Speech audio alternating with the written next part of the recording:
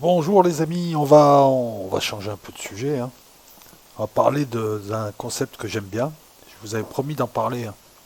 La monnaie libre, ça vous dit quelque chose ou pas? C'est une crypto, mais qui est appelée à devenir aussi une monnaie fiduciaire, pièce, billet. Qu'est-ce que tu voudrais que je te dise? Son fonctionnement. Donc c'est une crypto aussi. Mais alors, ce qui me plaît dans cette monnaie, je vais en parler, je vais en parler de manière intelligente. Je vais essayer aussi d'évoquer les points un petit peu qui me font tiquer. Mais ce qui est intéressant, ce qui est à relever déjà, c'est que c'est une monnaie qui part sur un autre paradigme que le paradigme proposé par la monnaie que nous détenons, c'est-à-dire l'euro, qui est basé sur l'argent dette, sur certaines cryptos, qui est basé sur un espoir de bénéfice. Là, c'est une monnaie qui est de type, j'ai envie de dire, égalitariste, communautariste. Alors le principe existe, il a été abordé, vous irez voir leur site, hein, vous le voyez à l'écran, leur site. Hein, donc vous avez toutes les informations là, je me suis basé un petit peu sur leur site pour vous faire un résumé. Donc c'est un monnaie libre, le terme a été utilisé pour la première fois, d'après ce que dit le site, par un écrivain, mathématicien, Stéphane Laborde, qui a écrit carrément un livre, hein, c'est La théorie relative de la monnaie, qui remet en cause la création monétaire actuelle. Alors, vous pouvez le voir par vous-même. Je viens de faire une vidéo que je suis en train de monter, mais elle sera sur Patreon sur la monnaie. 95% de notre monnaie est scripturale, c'est un jeu d'écriture, elle est dématérialisée. Et le pouvoir de création monétaire n'est plus détenu ni par l'État ni par le peuple, mais par des banques privées, par le biais du crédit. Donc c'est une monnaie aussi qui est basée sur une dette, une chaîne. Là, on ne relie pas les gens, on les lie carrément. Bah, la monnaie libre, c'est l'une des solutions proposées. Donc oui, certes, on peut se montrer critique, mais au moins, il y a quelque chose de proposé, quelque chose d'assez universel, quelque chose qui peut être étendu et qui relève de l'utopie sans en être. C'est simple. On part du paradigme que la monnaie, c'est l'outil du peuple. Ça a été créé par un peuple pour faire fonctionner sa société, son économie, pour pouvoir qu'il y ait des intermédiaires et de la circulation de richesses, de biens, de services, qu'il y ait une meilleure répartition dans le corps social de ce sang qui est la monnaie, enfin, qui est un outil. C'est pas aux banques de décider de la politique monétaire. Ça, c'est le paradigme. Moi, je rajouterais que la monnaie peut aussi être un outil de résistance au système. Lorsque tu achètes de l'or et tu thésaurises, tu évites le contrôle des banques. Le problème, c'est que la monnaie est scripturale, donc les banques ont même le contrôle de ta monnaie parce qu'en général, à part quelques pièces, quelques billets, t'as rien chez toi. Et les banques peuvent savoir comment tu vis aussi. On a quand même un contrôle monétaire sur nous et un contrôle sur nos vies privées. C'est-à-dire qu'à tout moment, on peut refaire la vie de quelqu'un et à tout moment, on peut extraire des immenses bases de données qu'ont ces banques. On peut extraire son parcours, ce qu'il a acheté, où il a acheté. Pour des gens qui nous préoccupons de notre vie privée, on passe notre temps à la donner, en fait, à la communiquer sur les réseaux, sur YouTube. Moi le premier. Hein. Donc ce livre permet, alors je ne l'ai pas lu, je n'ai pas eu le temps, mais je le lirai bien, permet en tout cas de poser, hein, une théorie mathématique, hein, c'est du sérieux, une théorie qui te montre une monnaie qui est libre que si chaque individu, hein, qui te démontre que la meilleure des monnaies, pour les peuples, et non pas pour les banques ou pour une oligarchie, cette monnaie, elle est libre que si chaque individu en est producteur à part égale, on est le co-créateur ou le responsable de la création. La monnaie libre te propose, par le biais du dividende universel, une somme fixe qui t'est donnée. Alors, le dividende universel, tu as le dividende universel, tu as la June, c'est la monnaie, elle s'écrit, je vais essayer de vous trouver, vous allez voir. Donc, tout est expliqué là, hein. Vous voyez un petit peu un G avec une sorte de umlaut et un 1, et ça se dit June. Donc, tu as un porte-monnaie, à chaque période donnée, à chaque mois, on te donne un dividende universel composé de tant de June, qui est la monnaie. Tous les 6 mois, la masse monétaire, la masse des June augmente, mais ton dividende universel n'augmente pas, ce qui fait qu'il y a une forme de dévalorisation En fait, on te donne plus de jetons pour alimenter ton quota, ta paye, quoi. Voilà, si tu veux, c'est comme si chaque mois on te donne 1000 euros, mais que non, ça marche pas comme ça. Chaque mois on doit te donner 1000, mais qu'en euros, il faut qu'on te donne 2000, puis 3000. Pourquoi? Parce que la masse monétaire doit s'accroître, puisqu'il y a de plus en plus de gens, et puisque comme ils le disent, c'est une création, une co-création de tout le monde, qui est symétrique dans le temps et dans l'espace. Tout le monde a le droit à son dividende universel. C'est pas une monnaie qui est basée sur une dette, une chaîne, c'est une monnaie qui est basée sur une collaboration. C'est un autre type de lien. Et rien qu'en cela, déjà, ça vaut le coup. C'est pas, j'espère, demain. Je critique pas les gens qui font du bénéfice en achetant et en vendant des cryptos. Mais je dis juste que quand on achète et on vend des cryptos, on se fait plaisir, ça reste individuel. J'ai pas dit que c'était bien ou mal. Là, c'est un projet collectif. On part sur une autre idée, une autre vision de l'économie. On a une égalité affirmée. Donc partant de ce livre, partant des différentes réflexions et des différents essais, le 8 mars 2017 est apparue la première monnaie libre, donc la June, qui est un intermédiaire d'échange, qui est une unité de compte. Ça te permet justement, vous allez le voir, d'évaluer des biens et des services. C'est une unité de compte, une unité d'échange, puisque tu peux acheter déjà, tu peux la faire circuler sur de petits marchés certes, mais elle circule déjà. C'est le propre d'une monnaie. Hein. La première des choses, c'est de circuler, de te permettre d'évaluer des biens, d'acheter des biens, des services. Après, par la suite, le côté valeur refuge de la monnaie et la plus grande circulation et la confiance qu'on peut lui donner, ça ne peut venir qu'avec le temps, comme toutes les monnaies. Et pour ça, il faut l'installer. Et là, c'est très simple. Plus il y a de monde qui utilisera cette monnaie, plus la monnaie, elle s'imposera. C'est aussi simple que ça. Plus elle circulera, et mieux elle circulera. Et puis pourquoi ne pas envisager d'autres monnaies libres qui éclatent dans le monde? Et petit à petit, on peut introduire une convertibilité, ce qui permettra une meilleure circulation, donc qui permettra à cette monnaie-là, qui est une monnaie créée par l'humain pour l'humain, de mieux développer l'économie, mieux développer les échanges. Parce qu'il y a besoin de liens, il y a besoin de lier, il y a besoin de marcher, il y a besoin d'ouvrir pour que les richesses circulent, les gens circulent, les capitaux circulent. Ça crée de la richesse, ça crée des agents économiques et ça inclut tout le monde dans le système économique. Le problème que nous avons actuellement, c'est surtout une mauvaise répartition des richesses et une mauvaise répartition de la monnaie. Donc là, on te propose quelque chose d'autre. C'est une crypto qui envisage aussi d'être sous forme de pièces et de billets. Ça, c'est important parce que le fait d'avoir ton argent, le fait de payer en liquide, c'est un acte de résistance au jour d'aujourd'hui.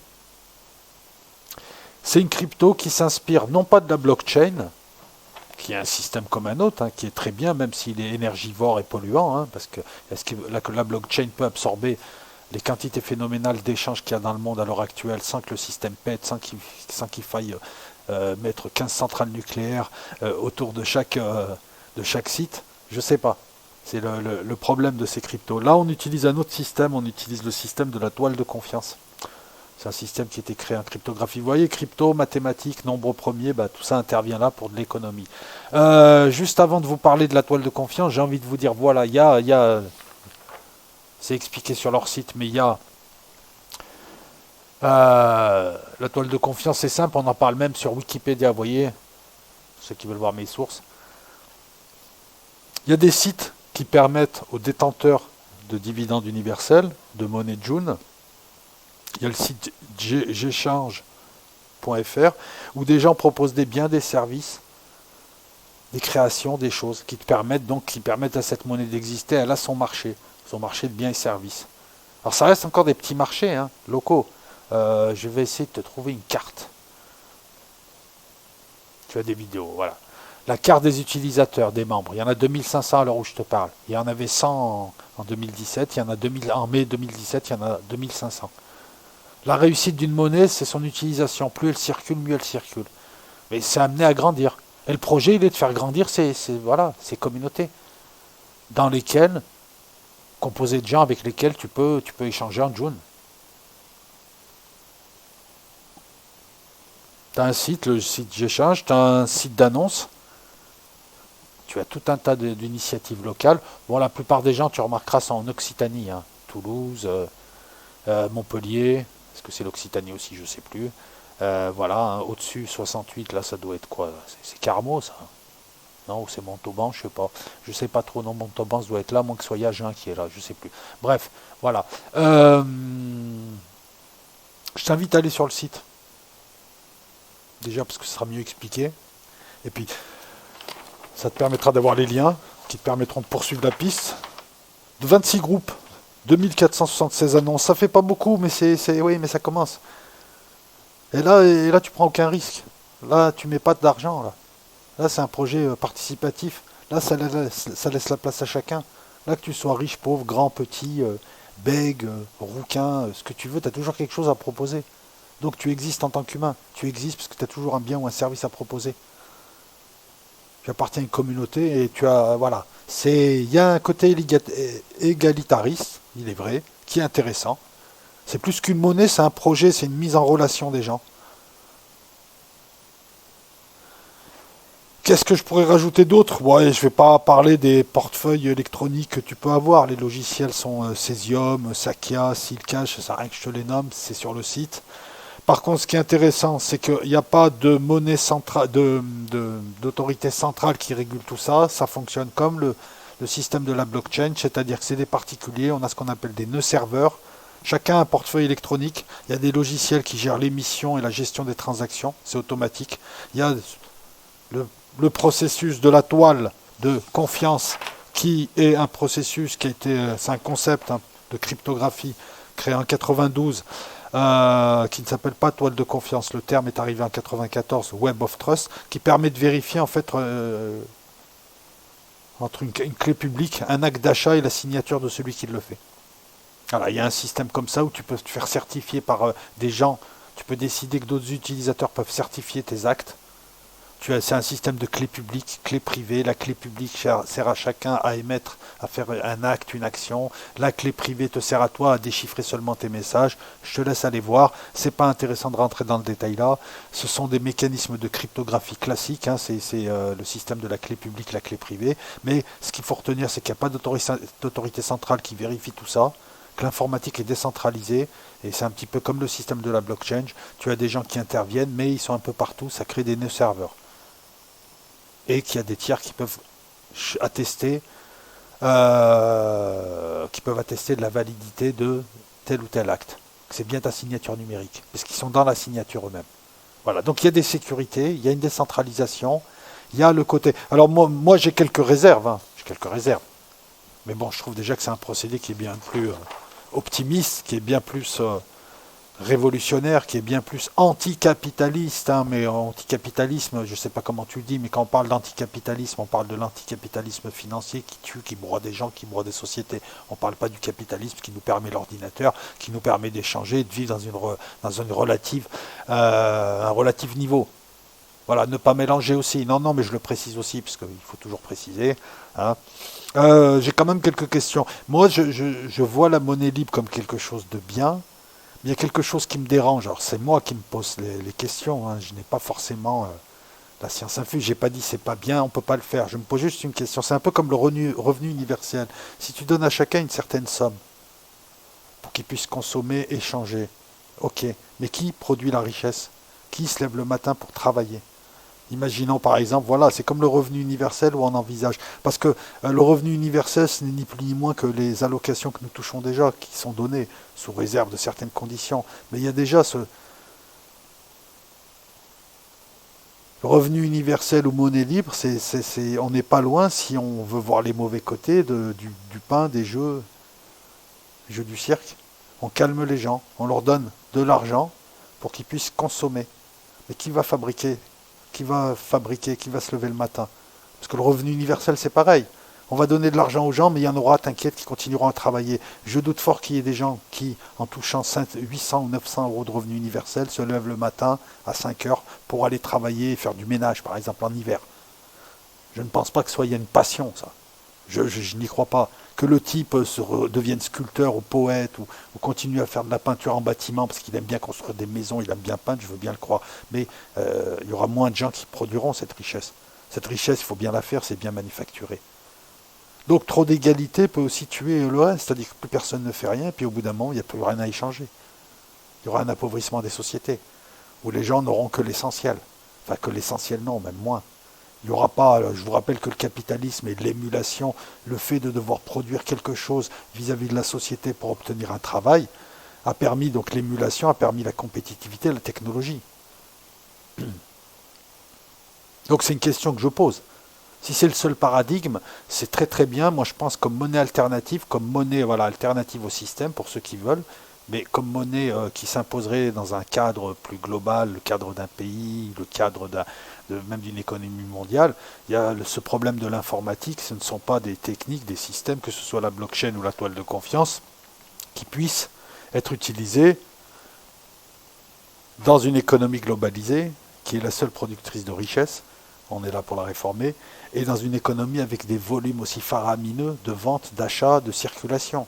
Il n'y a aucune informatique qui puisse tenir le cap. Là, on ne parle pas de milliards de données, on ne parle pas de pétaoctets, on parle de choses qui ne peuvent pas. Et avec le temps, cette masse de données évolue. C'est comme les blockchains. Ça marche pour des millions. Mais quand c'est des milliards de milliards de milliards et qu'il y a des milliards d'opérations à la seconde, excuse-moi, ta blockchain, au bout d'un moment, il n'y a pas assez d'énergie sur Terre pour faire tourner l'informatique et tous les circuits qui permettent à cette blockchain d'exister dans le virtuel.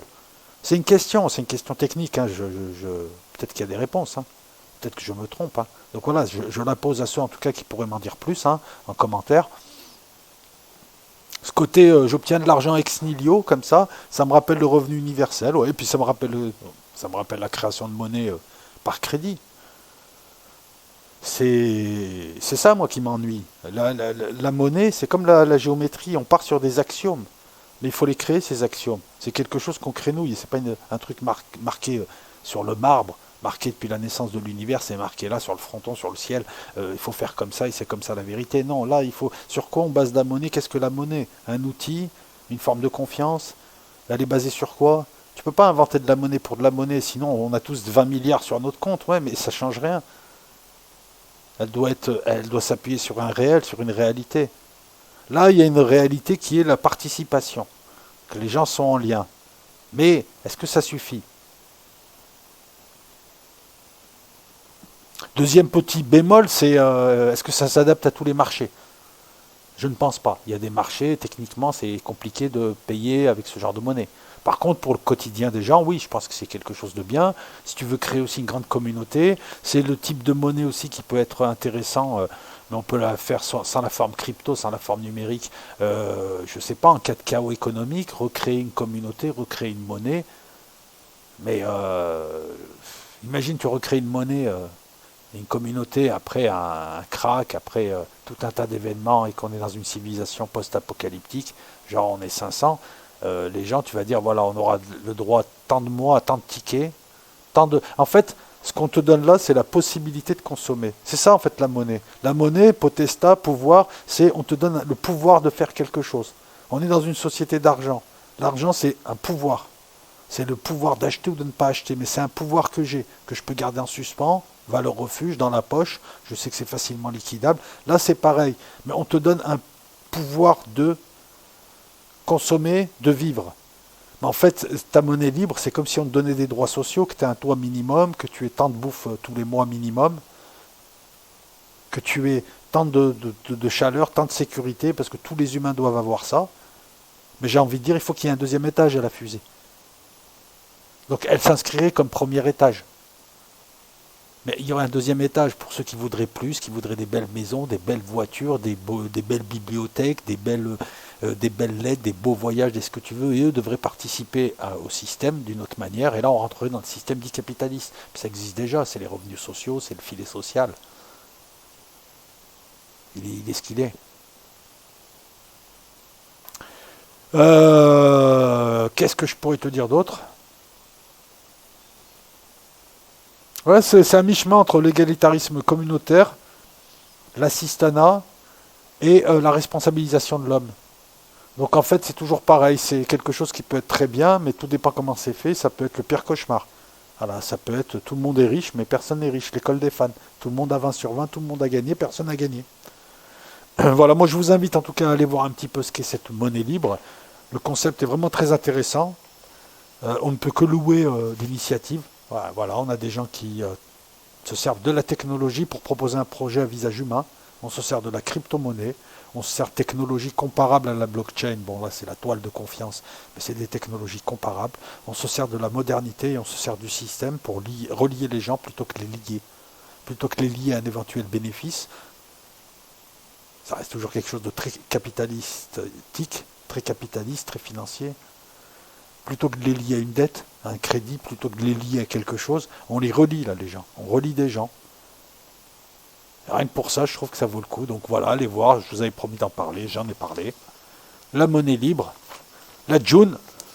Allez voir aussi ce que fait ce Stéphane Laborde. Hein. Son livre, c'est la théorie relative de la monnaie, qui remet en cause la légitimité du pouvoir de création monétaire que se sont octroyés les banques. Et là-dessus, il a totalement raison, puisque nous n'avons plus le pouvoir monétaire.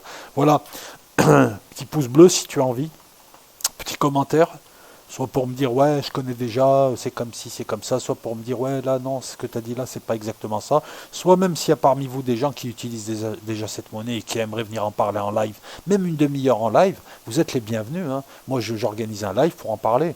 Je trouve que c'est typiquement le genre d'initiative qui peut intéresser beaucoup de gens et qui est une alternative aux autres cryptos qui elles aussi existent, sont là. Bon, bah, chacun après se fait un avis, mais au moins là on a une crypto qui est une alternative, puisque c'est plus un projet humaniste qu'un regroupement de gens autour d'un marché pour un éventuel bénéfice, ou en tout cas une éventuelle, on va dire, une éventuelle thésaurisation dans les cryptos, même si, vu la volatilité des marchés des cryptos, bon allez, je me tais, j'arrête là, bon dimanche, et je vous dis à bientôt. La semaine prochaine, on fera un live, je sais pas quand, mais on fera un live et des vidéos arrivent.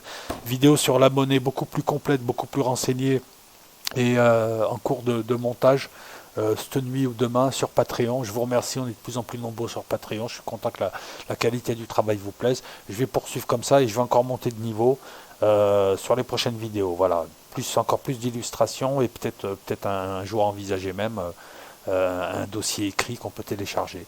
Voilà, même si ça prend du temps, disons que si je pousse trop la vidéo, c'est des vidéos en moins que je ne peux pas faire aussi. Donc de temps en temps, il y aura des vidéos comme là sur les subprimes. La vidéo sur les subprimes, elle est en cours d'écriture et elle arrivera dans la semaine aussi sur Patreon. Sur Los Locos, il y aura des vidéos. Et sur Ozymandias, je vais vous parler non pas d'une, mais de 3 séries, c'est en cours d'écriture. Allez, je vous laisse définitivement, en tout cas pour aujourd'hui. Passez un bon dimanche. Au revoir les amis, merci.